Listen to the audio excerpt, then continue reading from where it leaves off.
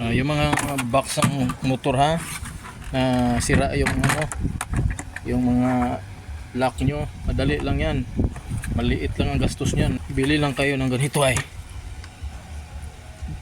drawer lock, 33 pesos sa Unday, no? Tingnan nyo, pasok na pasok yan, tingnan nyo, pasok na pasok.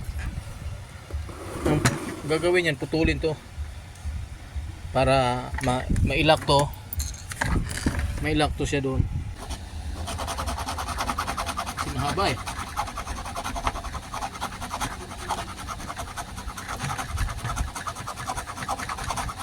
Uy, na-apil magkagalagari itong gilid.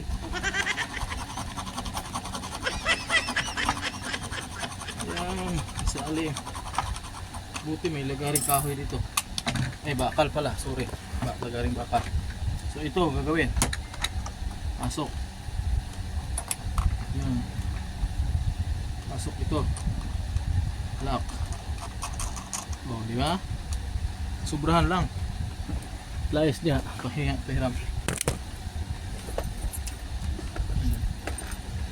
Yan. Layas na. Yan. Susi nito. Yan. 33 pesos only. Nakaganyan. Yan. Nakaganyan. Pag mataas yan, putulin yan. Kasi maraming dito, mayroon talagang proper na lock talaga, binang screw. May tagabot eh. Mayroon talagang mabibili nito pero tag 300 plus. Yan ah. Oh, yan. Pag mahaba siya, putulan natin to. Dito. Kailangan yan. Sakto lang. So, ngayon mahaba. Putulan natin. Kailangan ang pagputol, isakto lang. Yan. Cut. Okay na. Pwede na yan. Yan. Ito. Pwede na dyan. Yan. Tingnan nyo ha. Ito na paano ito eh. Putol. Madali lang. Ito nga yung ilagay natin dito. Balik natin. Yan. Pag ito'y sumablay, maiksi ang pagkaputol, goodbye na. Bili ulit. Dapat ang pagputol nito may tamang. Yan. Yan ha. O yan. Okay kayo. Sikipan na lang to. Ang maganda. Yan, ito sikipan na lang to.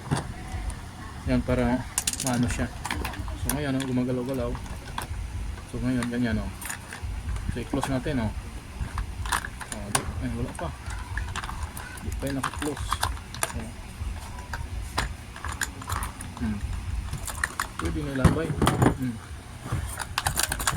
Okay na, 35 pesos lang at 33 pala. Okay kayo. Di man na. Okay na. Yeah, okay kayo. Wala na, okay na. Buo na. Diba, ayos kayo. 33 pesos lang. Kaysa magastos pa ng mahigit ng 200.